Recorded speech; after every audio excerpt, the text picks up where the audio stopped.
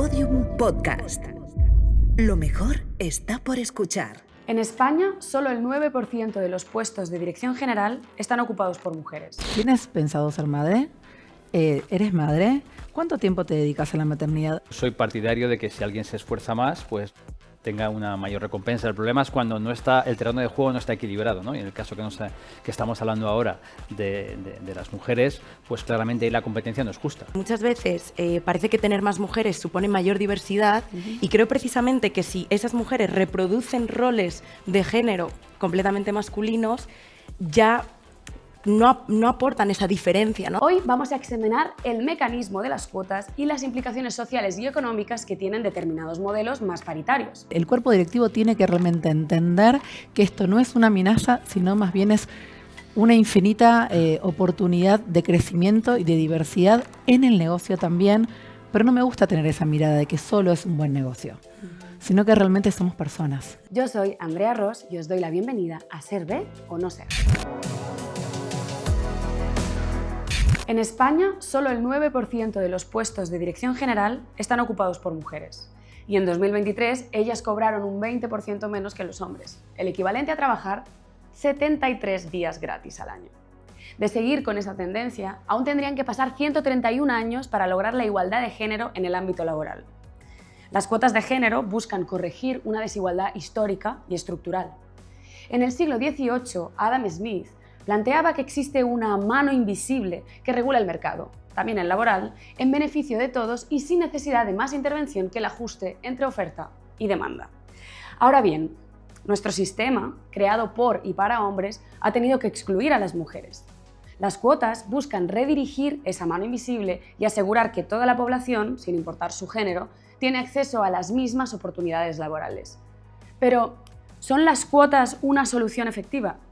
Algunos estudios muestran que sí, y que además las compañías con más mujeres en puestos directivos son más rentables. Es el caso de las empresas B Corp, un 53% de las cuales tiene una mayoría de mujeres directivas. Sin embargo, este mecanismo genera cierto rechazo en algunos sectores de la población.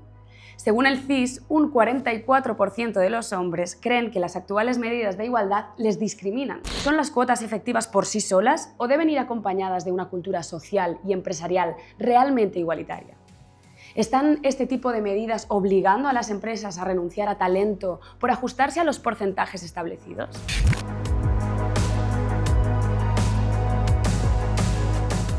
Antes de abrir el debate de hoy, hemos querido preguntar a la gente de la calle qué opinan sobre las cuotas de género en las empresas. ¿Creéis que las cuotas ayudan a crear empresas más igualitarias o pueden ser injustas? ¿Se está utilizando este debate para fomentar la polarización y posiciones machistas? Esto es lo que nos han respondido. Creo que son fundamentales.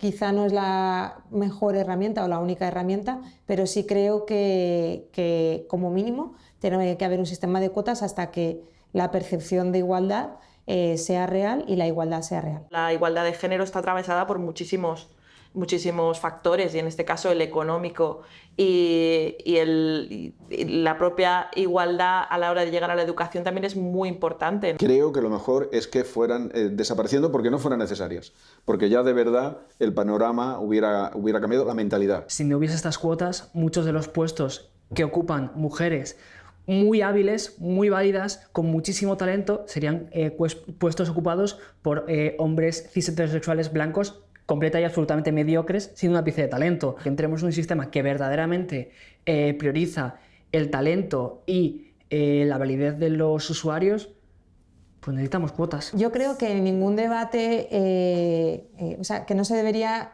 llamar al debate ni cuestionar nada que vaya a favor de los derechos sociales y de la justicia social. Da igual lo que haya, da igual las leyes que se generen, siempre va a haber un ápice de odio y de rechazo porque venimos de una cultura completamente absolutamente machista y misógina. En tanto en cuanto podamos ver quiénes están detrás, quiénes ponen sobre la mesa ese debate, podremos ver que lo que están buscando es una manipulación muy clara. ¿Las cuotas son necesarias?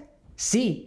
Ojalá no fuesen necesarias, por supuesto, pero es que hay un remanente en la sociedad que odia a las mujeres, odia a lo femenino y va a hacer todo lo que pueda para mantener el status quo de la masculinidad por encima de la feminidad. Ser B es también contribuir a una sociedad más equitativa, justa y diversa. Hoy, para hablar sobre igualdad, cuotas de género y la importancia de crear una cultura que las acompañe, contamos con 3 ponentes excepcionales. En primer lugar, nos acompaña Nacho Conde Ruiz. Él es economista y líder de opinión. Nacho es profesor en la Universidad Complutense de Madrid y defiende la necesidad de las cuotas de género. Recientemente ha coescrito junto a su hija el libro La juventud atracada, abordando las problemáticas actuales de los jóvenes. Bienvenido, Nacho. Muchas gracias. También está con nosotros Suni Bokovo, una antropóloga social y cultural que aborda debates como el que hoy nos ocupa desde una perspectiva interseccional y un enfoque crítico sobre el género y la raza. Además, Suni es una divulgadora y creadora de contenido social. Bienvenida. Muchas gracias. Nuestra tercera invitada es Jan de Simone, quien nos aportará su perspectiva como CEO de la agencia de comunicación B Universe, una empresa B Corp comprometida con la igualdad y la equidad. Bienvenida. Muchas gracias. Pues para empezar os lanzo una pregunta a los 3. ¿Vale? Se habla mucho de meritocracia, ¿no? De que quienes llegan a puestos de responsabilidad lo hacen basándose en sus méritos. ¿Ese relato es cierto? ¿Existe la meritocracia? ¿Quién quiere empezar? Yo creo que es una construcción cultural, es un término muy reduccionista que trata de simplificar una problemática que no solo es profunda, sino que es muy abarcativa. Y la realidad es que desde la comunicación, como también experta en comunicación, me interesa mucho desarmar estas frases que se nos vienen instalando en la sociedad, sobre todo porque me gustaría también traer a la mesa que no son porque sí, no son casuales, son instaladas por una razón. Gracias. A ver, desde el punto de vista más académico, pues un poco la meritocracia es como la recompensa al esfuerzo, ¿no? Entonces, en principio, yo soy partidario de que si alguien se esfuerza más, pues tenga una mayor recompensa. El problema es cuando el terreno de juego no está equilibrado, ¿no? Y en el caso que estamos hablando ahora de las mujeres, pues claramente ahí la competencia no es justa. No hay igualdad de oportunidades. Es decir, cuando tú tienes garantizadas las igualdad de oportunidades, yo sería fiel defensor de la meritocracia. El problema es cuando ya no hay igualdad de oportunidades y, por lo tanto, el resultado final al que vas a alcanzar ya no está basado solo en el esfuerzo, sino también en tu punto de partida, ¿no? Y si tienes una ventaja con respecto a, imagínate, un hombre con respecto a una mujer, pues ese resultado para mí ya no es justo, aunque haya podido parecer meritocrático. La verdad que un poco recogiendo lo que estáis diciendo los dos, la verdad que qué suerte haber sido la última, estoy de acuerdo en que la meritocracia, que igual no es lo que habéis dicho, pero es lo que yo voy a recoger, en el momento actual no existe. Es decir, no se da que realmente haya una recompensa equitativa por el esfuerzo que haces, ¿no? Hay un libro súper interesante de Malcolm Gladwell que se llama Fuera de serie, que habla precisamente de por qué algunas personas tienen éxito y ves que no es ligado directamente al esfuerzo, que entran muchísimas otras cosas en juego. Y sí que quería retomar la parte comunicativa, porque es verdad que desde la antropología miramos mucho las narrativas. Y es cierto que una pregunta es ¿por qué nos interesa que exista la meritocracia, ¿no? Porque claro, si tú piensas y tú crees firmemente que da igual tu esfuerzo, no vas a conseguir nada, ojo, que caen muchas cosas, ¿no? Es decir, el sistema se apoya y se asienta en que creamos que nuestro esfuerzo va a tener una recompensa. O si no, que valoremos el esfuerzo en sí mismo, que también es un valor, ¿no? Y se podría decir, bueno, yo me esfuerzo porque creo que el esfuerzo tiene en sí mismo una recompensa, pero no porque vaya a haber una recompensa, ¿no? Entonces, creo que sí que me parece muy interesante porque creo que los debates actuales sobre la meritocracia tienen más que ver con que, ojo, que si pensamos que el esfuerzo no tiene recompensa, nos da miedo porque decimos, igual mucha gente no se esfuerza. Y yo creo que ahí es donde entra el interés de por qué queremos que exista la meritocracia. Nacho, las cuotas de género suelen ser vistas como una medida un poco controvertida, pero tú las has defendido en repetidas ocasiones. ¿Por qué crees que son necesarias para promover la igualdad en el ámbito laboral y empresarial? A ver, yo el enfoque que tomo siempre con el tema de las cuotas es bastante simple, ¿no? Yo digo, bueno, pues si el talento está distribuido igual entre géneros, es un 50% masculino, 50% femenino, entonces yo digo, si yo lo que observo es que no se están llegando a los puestos de responsabilidad, no están llegando a las mujeres por los llamados techos de cristal, pues yo mi premisa es, oye, pues aquí se está desperdiciando talento femenino, ¿no? Porque si el talento está repartido por igual, entonces digamos que yo la forma en la que yo veo las cuotas es como un mecanismo para acelerar el cambio. Es decir, yo sí que observo que las mujeres van mejorando con respecto a los años anteriores, pero por así decir, el avance es lento. Entonces yo digo, oye, pues si las cuotas como mecanismo para acelerar este cambio, es decir, que sean de carácter temporal. Es decir, yo utilizo las cuotas un poco para meter competencia, para acabar con el monopolio masculino, para que realmente se produzca esta igualdad de oportunidades. Entonces, una política de cuotas obligatoria, pero que nace con vocación de ser temporal, hasta que has alcanzado ese equilibrio y luego ya, oye, pues si quieres tener más de uno que de otro, pues mejor, ¿no? Entonces yo creo que ese es un poco el enfoque que yo tomo y luego también, y seguro que mis compañeras lo han estudiado más que yo, también yo digo, hay un problema también en que si las mujeres no llegan arriba, las niñas no quieren ser lo que no ven. Entonces se me está generando un problema también de lentitud en el cambio, porque hay evidencias en las que muchas niñas se autopiensan que no pueden llegar a donde tendrían que llegar porque si no lo ven, pues digo, si no hay mujeres allí, pues ¿por qué yo voy a ser? ¿no? Entonces un poco ese es el enfoque y yo creo que como mecanismo de aceleración de un cambio hacia la igualdad de oportunidades me parece que es la forma de justificar una política de cuotas de carácter temporal. Jan, cuando se pregunta sobre la diversidad en cualquier organización, pues la mayoría siempre afirma que trata a todo el mundo por igual, ¿no? Pero sin embargo las cifras nos dicen que estamos muy lejos aún de eso, ¿no? ¿Qué factores estructurales y sesgos conscientes o inconscientes están obstaculizando la igualdad entre personas? Bueno, existe un sesgo histórico y creo que es uno de los más fuertes que tienen que ver con respecto al género, donde la historia y la experiencia también, en términos de que los varones son mejores líderes, pero no cualquier varón, ¿no? Un varón blanco, hetero, cis, por supuesto, que es menos emocional, que va a poder llevar adelante muy efectivamente los objetivos y cumplir con los objetivos de la compañía o de la organización, donde si llega a ser padre no va a poner por delante su paternidad que el trabajo, donde seguramente no se tome toda la licencia de paternidad, aunque le den 3 meses, seguramente se tome 15 días, y hasta incluso que va a poder ser mucho más rudo a la hora de tomar decisiones en épocas de crisis. En cambio, las mujeres, ya de por sí, en el ámbito laboral, no solo que existen un nivel de desigualdad de oportunidades, como bien decía él, sino también en términos de que se nos asocia de una manera muy instantánea con ese sesgo tan rápidamente sobre la maternidad, ¿no? Somos personas incubadoras de personas. Entonces, hasta un cierto punto vamos a ser esas personas que sí vamos a producir y vamos a ser efectivas dentro de un ámbito laboral, pero que luego a una cierta edad ya nos empiezan a preguntar si realmente queremos cambiar de trabajo o si queremos aplicar hacia un nuevo trabajo. ¿Tienes pensado ser madre? ¿Eres madre? ¿Cuánto tiempo te dedicas a la maternidad? Son preguntas que a ningún varón eso se les aplica, ni siquiera entre varones en el ámbito directivo, ¿no? Y esos son 2 sesgos muy importantes a la hora de decir, bueno, somos diversos. Pero la realidad es que, a los datos me remito, y el último informe de Deloitte en el año pasado indica que solo el 23% de las mujeres están en puestos directivos a nivel global. No es una opinión, son datos, es realidad y es una historia que se viene perpetuando, que si realmente no existen políticas públicas y privadas, esto tampoco va a haber no vamos a ver un cambio. Suni, desde una perspectiva más interseccional, ¿son las cuotas una medida eficaz para abordar no solo la desigualdad de género, sino también las desigualdades raciales y sociales en el trabajo? Es una cuestión compleja precisamente porque seguramente todos y todas en algún momento habremos escuchado la frase de siempre que hay una mujer que rompe el techo de cristal, hay una mujer racializada que lo está barriendo, ¿no? Es complejo precisamente porque es verdad que cuando se plantea incluso las cuotas de género se plantea hacia un tipo de mujer, ¿no? Hacia una mujer que suele ser una mujer blanca, una mujer que ha estado muy recluida en el ámbito privado, es decir, una mujer que no ha trabajado, que quiere desarrollarse en lo social, en lo público y que no lo ha hecho, mientras que, y aquí podemos recordar el discurso de Sojourner Truth, el de ¿acaso no soy yo una mujer? Porque yo sí he trabajado, yo sí he puesto mis brazos al servicio del trabajo, ¿no?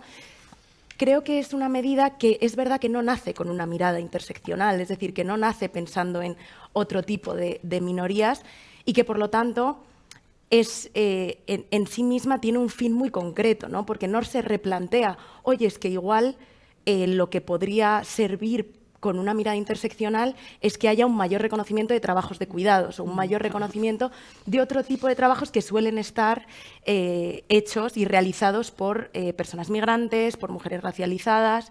Entonces sí que creo que es una medida muy concreta para algo muy concreto y que no pone en jaque, oye, es que igual tenemos un problema con las jerarquías, con cómo se establecen las jerarquías, ¿no?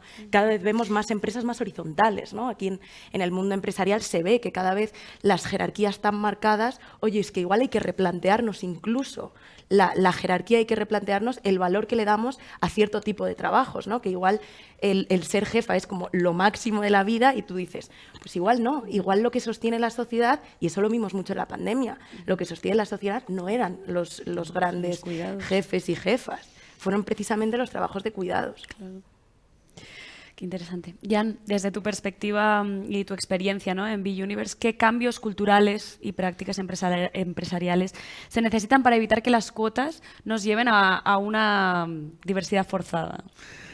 Bueno, aquí hay varios puntos a tener en cuenta y varios sectores a tener en cuenta dentro de la organización. Primero, creemos que es importantísimo promover esto de arriba hacia abajo, desde un lugar en donde el propósito y el negocio de la organización, de la compañía, esté incluido este interés, que sea genuino y que las personas en puestos de dirección puedan realmente integrar esta necesidad. Porque ¿quién quiere perder un privilegio? Nadie. Entonces, si realmente estamos en un gran privilegio y vemos que existe una posibilidad en la que se pueda perder ese privilegio, ¿voy a realmente impulsar estas políticas dentro de mi compañía? Si yo estoy perfectamente bien en el puesto de dirección donde estoy y realmente puedo sentir amenazado, porque también esa cultura, ¿no? O sea, la construcción cultural de la competencia por sobre la colaboración nos ha hecho que todas las gran mayorías de las compañías tengan esta estructura tan piramidal donde, bueno, lo que esté sucediendo en términos de agenda pueda suceder abajo, pero arriba esto no se va a terminar de cambiar, porque esto va a seguir siendo así. Después vamos a hablar, me imaginaba algo del washing, pero tiene que ver con el washing puertas adentro, ¿no? ¿Qué pasa? Entonces, para mí es muy importante que el cambio necesita ser sistémico y estructural. Y el board, el cuerpo directivo tiene que realmente entender que esto no es una amenaza, sino más bien es una infinita oportunidad de crecimiento y de diversidad en el negocio también, pero no me gusta tener esa mirada de que solo es un buen negocio, sino que realmente somos personas. Y estamos viviendo en un mundo donde realmente necesitamos tener todas las oportunidades posibles. Nacho, ¿qué podemos decir frente a estas afirmaciones, ¿no?, de que las cuotas pueden contribuir a que se priorice la diversidad frente al talento? Bueno, yo creo que un poco la evidencia que tenemos es, por eso a mí también soy economista y por lo tanto también tengo un enfoque más materialista, si quieres, ¿no? Yo busco la eficiencia, ¿no? En principio, cuando la eficiencia ya me dice cómo tiene que ser, luego a lo mejor empiezo a mirar otras cuestiones importantes también, ¿no?, como la justicia, la equidad y todo esto, ¿no? Pero yo creo que las cuotas se defienden solas desde el punto de vista de la eficiencia, porque yo creo que mejoran la gobernanza de las instituciones. De hecho, tenemos varios ejemplos. Si no llega a ser por las cuotas, ¿de qué íbamos a tener tantas mujeres en política? Y ahora todo el mundo está encantado con mujeres en políticas, pero tuvieron que entrar por las cuotas. A mí me fascina mucho la experiencia italiana, que fue, porque Noruega la había hecho antes, pero yo, bueno, conozco un poco más porque tengo muchos contactos con Italia, la experiencia italiana que introdujo cuotas obligatorias en los consejos de administración, un poco por lo que dice ella de una estrategia de top-down, empezar por arriba y vas hacia abajo. Y fíjate, y esto también ocurrió en la política, ¿qué ocurre cuando introduces una cuota? Lo que ocurre es que mejora la gobernanza en el sentido de que los nuevos consejeros, después de la introducción de una política de cuotas obligatoria, en Italia también son temporales, son por 3 renovaciones del Consejo, pues resulta que los consejeros nuevos han estudiado más, están mejor preparados, porque tú piénsatelo, si yo ahora tengo que introducir mujeres, primero tengo que decidir qué hombres saco del Consejo. ¿A quién saco? A los peores, porque yo no soy tonto, o sea, yo creo que la empresa vaya bien y por lo tanto primero me echo fuera a los hombres más mediocres y entonces busco mujeres, las busco lo más listas que pueden, de tal forma que al final lo que ocurre es que las mujeres que entran en el consejo están más preparadas que los hombres que hay ya en el consejo, pero sobre todo están infinitamente más preparadas que los hombres que salieron. Por eso yo la política de cuotas, en lugar de verla como, oye, que estás metiendo una mujer que no se lo merece, no, es que va contra el hombre mediocre, porque lo que haces es, sacas fuera lo primero que haces es es desplazar a todos ellos, porque al fin y al cabo la propia compañía se busca la mejor forma de tener la mejor rentabilidad, ¿no? Y simplemente a lo mejor nosotros la forma en la que modelamos, ¿no? en un modelo más económico, si quieres, la forma en la que nosotros analizamos la política de cuotas en los consejos de administración para la decisión un poco, y ahí vosotras seguro que lo conocéis, sobre todo una antropóloga más que yo, pero parece que hay una evidencia bastante clara en la cual tú prefieres seleccionar gente que se parece a ti, lo que llaman homofilia. ¿Por qué? Imagínate, y yo esto lo tengo muy claro, si yo estoy en presencia, imagínate que yo soy un jefe que quiero ser lo más ecuánime posible, ¿vale? Y tengo, ante un problema que me encuentro, pues tengo un hombre que me lo resuelve de una forma y luego tengo otra mujer que me lo resuelve de otra forma. El que lo ha resuelto más parecido a como yo lo hubiera resuelto, yo pienso, este es más listo.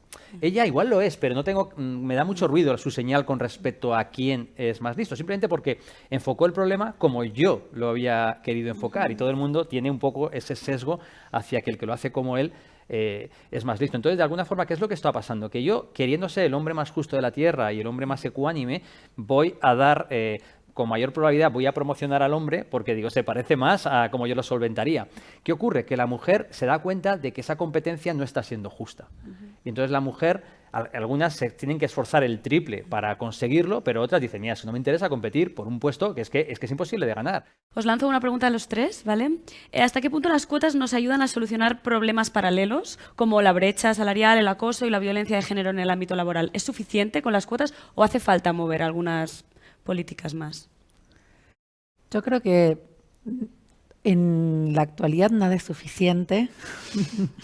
Perdón que traiga esta reflexión, pero realmente siento que es importante que nos hagamos cargo de que desde todos los sectores tenemos que tener una política, una práctica, una pautas, lo que fuera, como lo querramos llamar, para realmente impulsar protocolarmente, ¿no? Formalmente, estos cambios que queremos llevar adelante.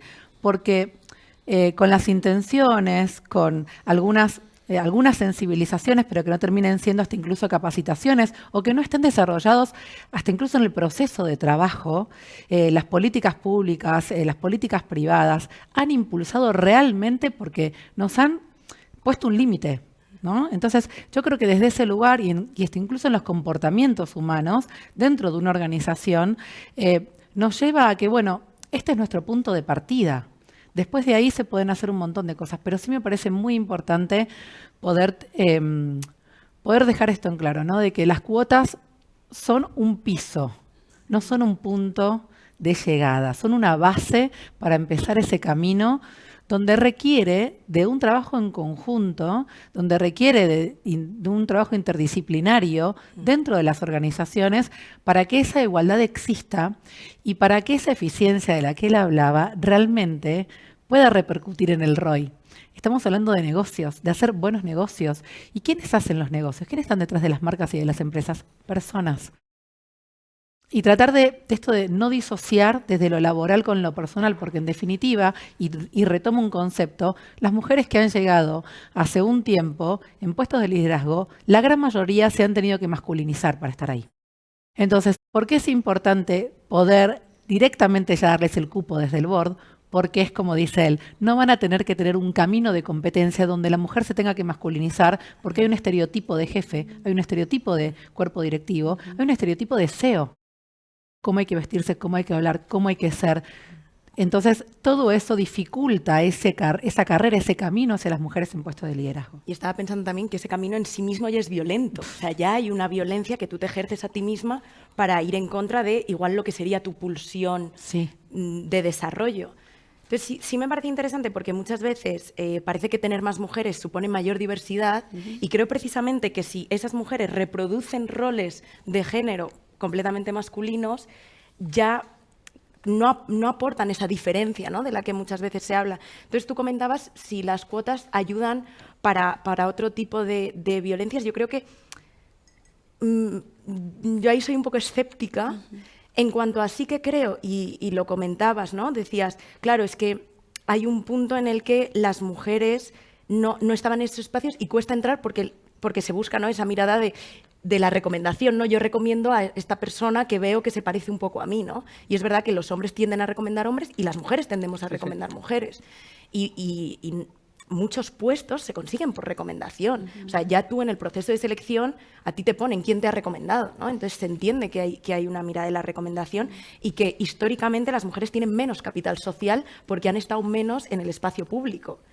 Entonces, eso es cierto que las cuotas de género permiten que ese capital social se vaya aumentando, ¿no? Porque vayan empezando a ocupar espacios que no ocupaban y que igual pueden hacer que otras mujeres también los vayan ocupando, ¿no? Y lo que mencionabas de tener un referente, que eso es súper importante, ¿no? Que las niñas tengan referentes en espacios en los que igual antes no tenían, ¿no? Pero claro, yo me hago la pregunta de si eso realmente para otras violencias, cuando ya de por sí ese proceso a veces es violento, no sabría yo qué decir y me parecería que se le da mucho peso a algo que, como tú comentabas, es algo temporal, es algo que entendemos que tiene que ser temporal y es algo que reajusta una cosa muy concreta, ¿no? Que es el hecho de que, oye, en puestos de dirección no hay mujeres, pero yo no sé si quiero que lleguen más mujeres y que su forma de entrada sea la masculinización, sea seguir roles de liderazgo muy masculinos. Pues igual no. No lo sé, ¿eh? Creo que esto es un debate bastante abierto y que yo puedo entender que alguien me diga, oye, pues yo, con tal de que sea una mujer, me da igual. Yo para mí, y ahora que mujer tiene muchos significados y que estamos viendo de que ya hay muchos tipos de mujeres y que no es solo o sea, mujer es un concepto que se está ampliando. Ostras, pues ya incluso yo me pregunto qué es una mujer, ¿no? Sí.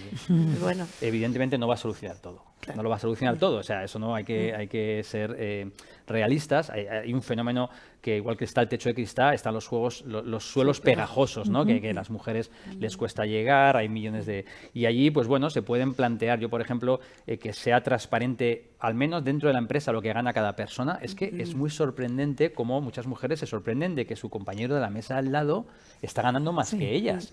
Es que eso, ¿cómo puede ocurrir? Es decir, tú te vas ahí oiga, quiero saber lo que gana el que está aquí al lado mío.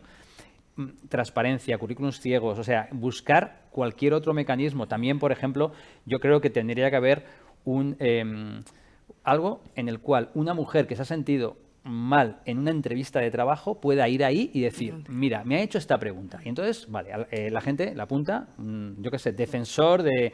Hay preguntas que no se pueden hacer hoy en día, pero que se hacen, que yo estoy en procesos y se hacen comentarios y tal. Que una mujer pueda ir y dice, mira, pues la empresa X me ha preguntado que cuándo voy a tener hijos.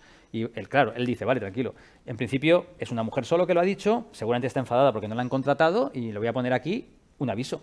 Pero cuando van 2, van 3, pues ahí es que qué mínimo que esto. Tú, Nacho, que decíamos al principio que escribiste este libro con tu hija, ¿no? La juventud atracada, en el que habláis un poco de los desafíos, ¿no? de los y las jóvenes. ¿Cómo está viviendo la juventud de esta transición, ¿no? Hacia un entorno laboral más igualitario? ¿Perciben ellos la cuota como una oportunidad o como un obstáculo? Claro, yo creo que la juventud, un poco yo lo que veo de los jóvenes es que su actitud hacia la igualdad, en principio, es superior a la que teníamos nosotros cuando éramos jóvenes y de hecho consiguen... Yo tengo hijas adolescentes, tienen una concepción de lo que es la igualdad, el tema de género, increíble. Y ahí sí que han conseguido meterlo en la agenda política, más o menos los jóvenes, también tema de salud mental, etcétera, que en nuestra época no. Pero yo creo que ellos en principio no son todavía conscientes porque todavía no han sido capaces de darse cuenta, aunque quizá las mujeres sí, pero también te digo por lo que ven. Pero sí que creo que es muy importante. De hecho, es fundamental porque... Esto seguro que la antropóloga lo sabe mejor, pero la confianza, los estereotipos se tienen a partir de los 7 años. Yo cuando vi un artículo de Nature que un poco analizaba esto, son 7 años y ya una niña ya se piensa que es menos lista que un niño sin ningún tipo de motivo, imagínate, ¿no? Y de hecho hay artículos, por ejemplo, que hacen los economistas de que las niñas, yo lo veo en clase, tienen aversión más a las matemáticas que los niños sin ningún motivo y de hecho hay un artículo que es fascinante que hicieron en Italia que cogieron la actitud de los profesores, cómo de machistas eran los profesores, lo hicieron con test que les hacían previamente, y luego lo que observaban es que cuando el profesor tenía una actitud menos machista, las niñas sacaban mejores resultados en los exámenes de matemáticas, simplemente por no decirle, mira, es que a ti se te llaman las matemáticas porque eres mujer, no, simplemente tenían una actitud distinta, por lo tanto son cosas que ya hay que empezar a preocuparse mucho en la juventud, pero yo, no sé, igual ellas que son más jóvenes, según tienen una visión más...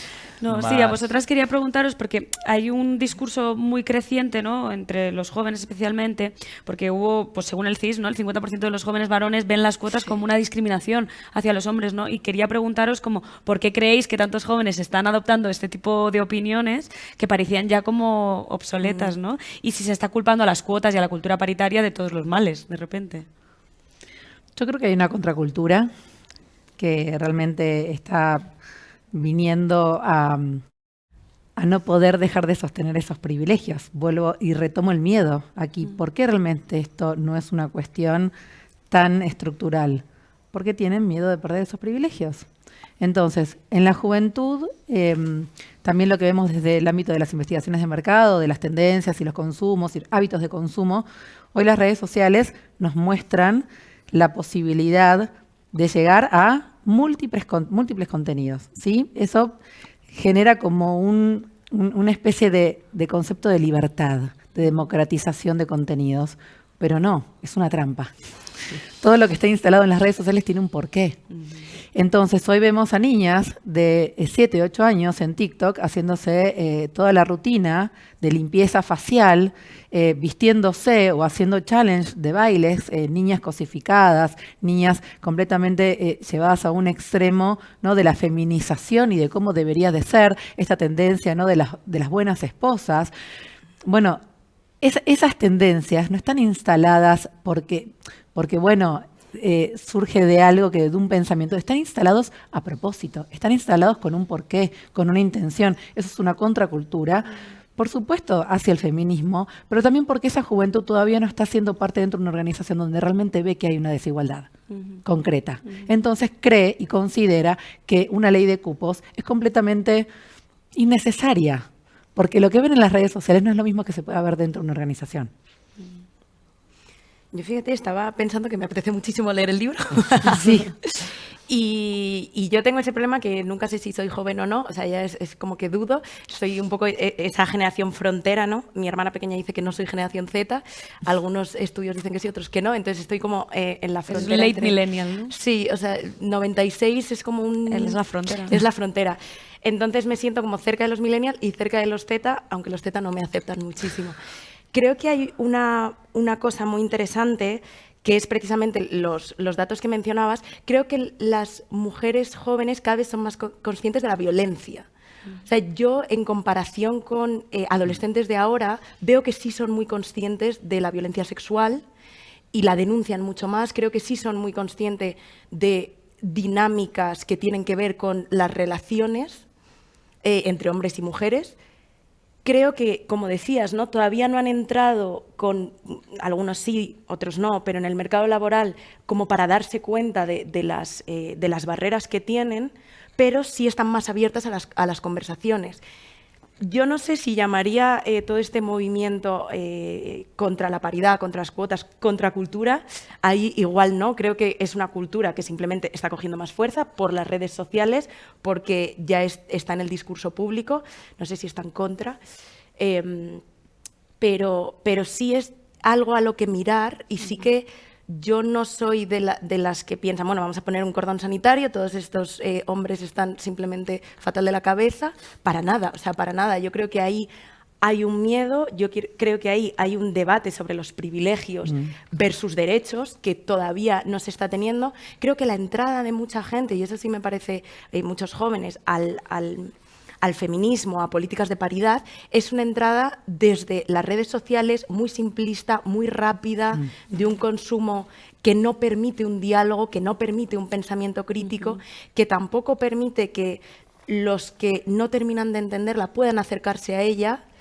Y sí que me parece súper interesante que ahora mismo se estén dando muchos formatos largos, es decir, que el podcast y los streamings, ¿no? Que son horas y horas, te dan ese tiempo, y aún así no se esté aprovechando para, oye, vamos a tener un debate sobre esto, vamos a tener un diálogo y vamos a aceptar que haya miedo, que haya crítica, que haya rechazo. Ahora, también entendiendo que luego las que reciben esa violencia suelen ser mujeres que han sufrido violencia y que por lo tanto están diciendo, oye, es que yo en mi trabajo he sufrido este acoso laboral, es que yo en mi trabajo me he esforzado el doble y he recibido la mitad. Claro, cuando es algo que es terriblemente emocional porque lo estás viviendo, lo estás encarnando en tu cuerpo. Que alguien te diga, no, estás mal de la cabeza, eres una chalada, eres una histérica, es complejo, es complejo. Entonces yo muchas veces pienso muchísimo que el activismo tendría que ser la cosa mejor pagada de la historia. Creo que tenía que tener diques de contención por todos los lados, porque entiendo que tengamos que hacer educación constante con algo que es tan emocional y que creo que debería ser emocional. O sea, yo no soy de las personas que considera que todo discurso tiene que estar sustentado en datos. Yo creo que un testimonio es muy válido y tienen que estar. Claro. Y creo que poner la emoción, poner el corazón, hablar desde lo que te remueve, en esa rabia, con ese dolor, es importante y tenemos que aceptarlo en el discurso público, pero entendiendo que eso tiene la contrapartida de que cuando se debate desde ahí hay mucho dolor y hay mucha violencia y es complejo. Y os lanzo a los tres que al margen de las cuotas, ¿de qué otras formas se puede fomentar la equidad de género? Resolvamos el mundo ahora. Yo me centro en las más fáciles. Yo creo que al final los permisos de paternidad obligatorios y iguales, yo creo que esto ayuda, por supuesto. Los cuidados 0-3 años también ayudan, porque, digo los cuidados, la educación, perdón, porque no es un cuidado, porque de hecho sabemos que de 0 a 3 años, 0 no, pero con 1 año o 2, todas las habilidades no cognitivas se generan ahí, ¿no? Que no es solo cuidado, o sea, son fundamentales para el desarrollo posterior. Que no tengamos todavía esto allí. O sea, yo creo que... Pero claro, al final todo pasa, y luego también podcasts como este, buscar ejemplos, o sea, porque digamos que al final... tienes que actuar desde muchos frentes, desde la política, pero también yo, por ejemplo, cuando miramos las horas que se dedican al cuidado del hogar, o entre un hombre y una mujer, estando los dos trabajando, es que la mujer le dedica mucho más horas a todo, y el hombre no solo le dedica menos tiempo, sino que cuando contesta, que yo mentiría, la verdad, encima le dedica más tiempo al ocio. También, o sea, para hacer deporte, o sea, cuando miras el reparto del tiempo, o sea, ahí está pasando algo, o sea, creo que hay que actuar en muchos aspectos, pero al menos los permisos de paternidad obligatorios y iguales, yo creo que eso ayuda, y de hecho hay una investigación que hacen algunas colegas mías que un poco lo que encuentran es que cuando el padre coge el permiso de paternidad, que a lo mejor no quería, luego se involucra más en el cuidado a lo largo de todo el tiempo, no solamente cuando era pequeño. Esto lo demuestra ahora la neurociencia.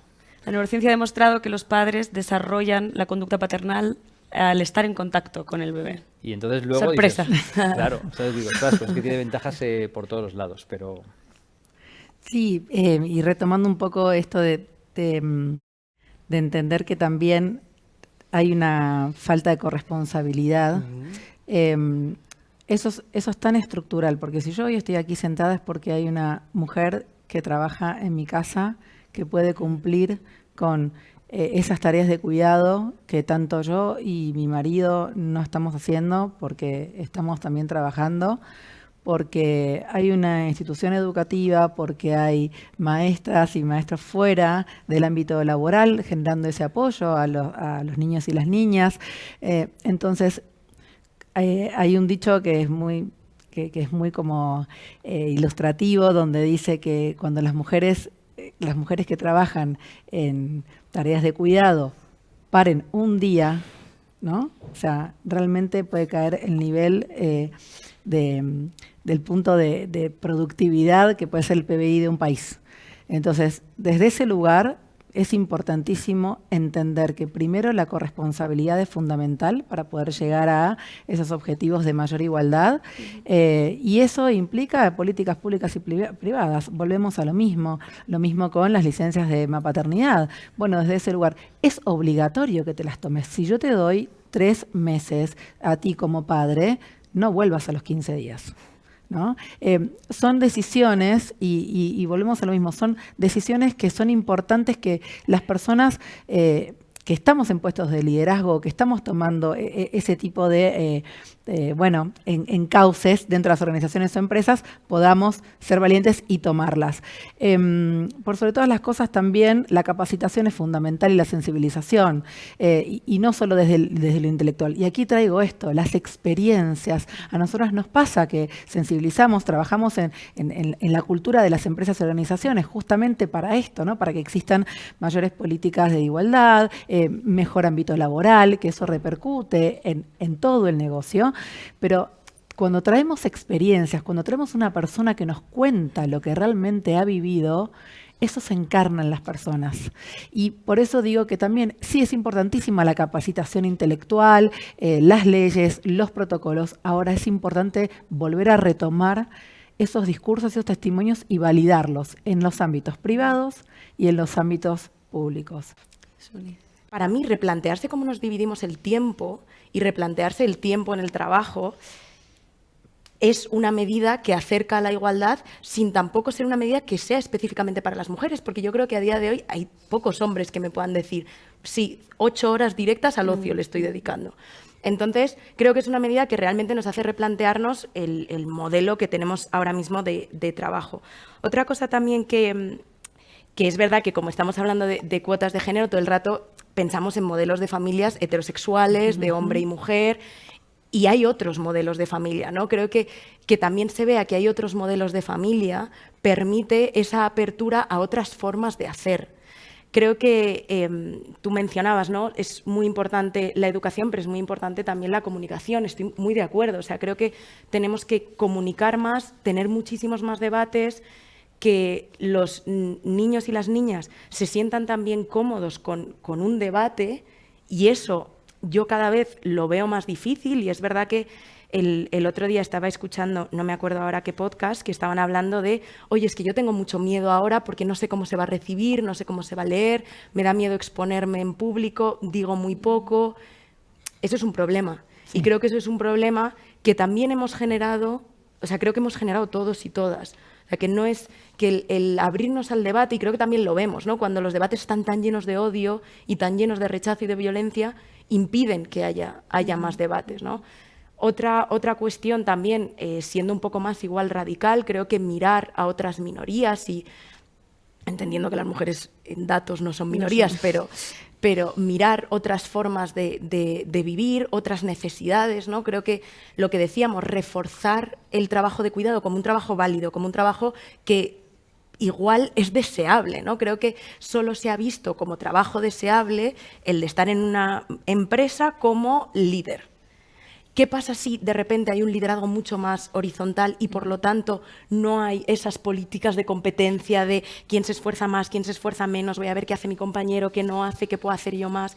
Porque ahí se genera mucha comparación constante, ¿no? Y normalmente en esa comparación constante las mujeres tendemos a salir perdiendo, y las mujeres ya, como puede ser mi caso, una mujer racializada, ya te cuesta muchísimo más entrar ahí porque no sabes, incluso piensas, es que me están juzgando también, ¿no?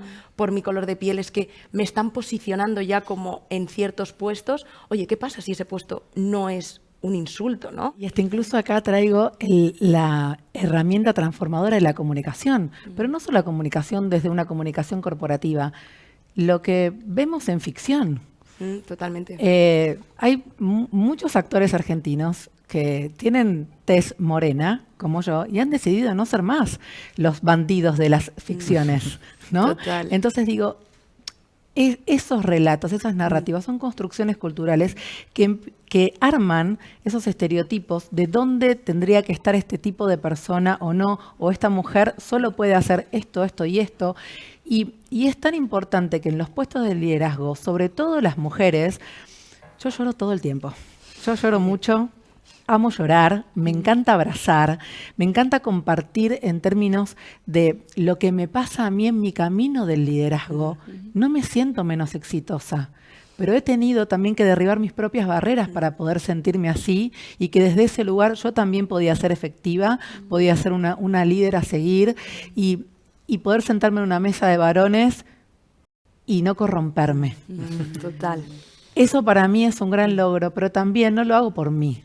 Lo hago porque también entiendo que ese es un espacio donde yo puedo empezar a abrir caminos hacia un liderazgo completamente distinto, necesario, saludable, pero sobre todo que es verdadero.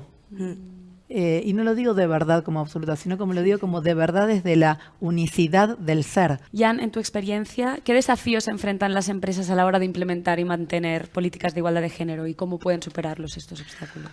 El primer desafío, primero, para mí es sumarlo dentro del propósito de la compañía y que eso realmente encarne en las personas que están en puestos de dirección. El segundo desafío es, bueno, ¿cómo van a transitar ese camino? Y es muy importante aquí pedir ayuda especializada, es poder hacer equipo con organizaciones especialistas, llevar a la mesa a esas personas que realmente no solo saben intelectualmente el tema, sino que también lo están viviendo. Lo mismo nos pasa en los procesos creativos. ¿Cómo voy a hacer una campaña que yo pretendo que sea diversa? ¿Con creativos heteros, blancos y cis? ¿Varones? No. Necesito sumar a la mesa en ese proceso creativo a las personas que están viviendo, de las cuales quiero representar. Entonces, mayor mesas diversas generan culturas diversas dentro de las organizaciones y lo mismo pasa en las comunicaciones. Puertas afuera, el proceso creativo, el proceso de trabajo, ese camino hacia llegar a ese objetivo que deseamos se tiene que hacer con las organizaciones aliadas, con personas especialistas y con personas que encarnan ese proceso día a día, donde nos pueden dar esos insights, esa sensibilización para que realmente no terminemos haciendo un esfuerzo que termine siendo aspiracional y no representativo. Qué maravilla, muchas gracias. Así para acabar, porque nos estamos quedando sin tiempo, os voy a pedir así como por resumen, ¿no? Si cada uno de vosotros pudiera cambiar una sola cosa en la manera en la que se implementan, ¿no? y se perciben las cuotas de género hoy en día, ¿cuál sería y por qué? A ver, claramente yo las haría obligatorias. En España es una cosa... Yo las haría obligatorias, las explicaría bien, diría que son temporales para que la gente entienda que es que estás acelerando hacia un equilibrio de igualdad de oportunidades, que ahora no lo hay, que es evidente que no lo hay, porque si las mujeres están mejor formadas que los hombres, pero no las de ahora, sino incluso las que tienen ahora 55 años, ya estaban mejor formadas que los hombres de 55 años de ahora. O sea, en mi generación ya había más mujeres en la universidad. Entonces, ¿cómo puede ser que no alcance los puestos de responsabilidad? Ahí está fallando algo y, por lo tanto, yo no tardaría un minuto en ponerlas obligatorias, probablemente 3 renovaciones del Consejo o 4, pero ya desde ya, y quien no cumpla, pues se impone una sanción y seguramente observaremos lo mismo que ha pasado en Italia, que el hombre mediocre saldrá de los consejos de administración y seguro que las mujeres que van, que al final no es una o dos, tiene que haber muchas, porque si son pocas, pueden masculinizarse para llegar allí, pero cuando tienes que poner un 40%, ya no te valen las masculinizadas, no sé cómo llamarlo, ¿sabes? Que han crecido en un entorno de hombres y que tienen los perfiles parecidos, que a lo mejor ellas no han podido ser lo que ellas querían ser porque sabían que entonces no subían, ¿no? Pero yo creo que ese cambio, pues yo lo haría desde ya y en un montón de sitios en donde se tomen decisiones. Yo creo que dentro de las organizaciones, por supuesto, aplicaría la ley de cupo o la capacidad desde un punto más formal, pero sí me iría hacia los mandos medios y poder capacitar y sensibilizar desde los mandos medios y evaluar desde los mandos medios, ¿no? Porque ahí hasta incluso estaríamos a un mitad de camino de, bueno, si realmente es en puestos de liderazgo, bueno, bajar esa cultura, vuelvo a lo mismo, de arriba hacia abajo, poder hacer permear que la cultura del desarrollo de esa persona profesional sea más allá del género y que esto implique capacitaciones, sensibilidad, evaluaciones por el desarrollo tomado como la persona en sí misma más allá de su género. Esta persona que puede ser un varón y puede tener a cargo 3 hijos, o esta mujer que quizás es soltera o esta mujer tiene una pareja homosexual, bueno, poder evaluar a las personas en su desempeño laboral como personas más allá del género, creo que también es un desafío para todos los departamentos de recursos humanos, ¿no? y demás que están muy en boga hoy y que realmente quieren llevar adelante todas las políticas de diversidad y de cultura. Pero bueno, realmente se centran en las personas, ese departamento se centra en la persona más allá del género en sí misma. Creo que esa sería... Para mí, como más allá de lo cuantitativo o del término quizás más formal, como herramientas cualitativas para llevar adelante una mayor humanización y, por ende, una mayor igualdad. Yo, para añadir, creo que estoy bastante de acuerdo. Es verdad que, por mí, en una mirada a futuro, me encantaría que el género no significase nada. Es decir, que ser mujer pueda ser igual que tener la nariz grande o pequeña. Pero... teniendo esto, que soy consciente que es una herramienta que ha servido y que por lo tanto ha sido útil, sí que miraría también y en esas cuotas buscaría mucho la participación, es decir, que haya también una participación igualitaria, que en esos despachos en los que igual hay un 40% de mujeres, esas mujeres puedan reivindicar lo que piensan, lo que sienten incluso. Es decir, que no solo haya una inclusión, sino que haya una real apertura a la diferencia, y a la diferencia de pensamiento, a la diferencia de acción, a la diferencia de comunicación incluso, que pueda entrar igual en un consejo de administración una comunicación muchísimo más emocional, que una persona pueda llorar y no se entienda como inferior, que una persona se pueda enfadar y no se entienda como algo que hay que desplazar, sino que la rabia puede ser un motor muy fuerte de creación.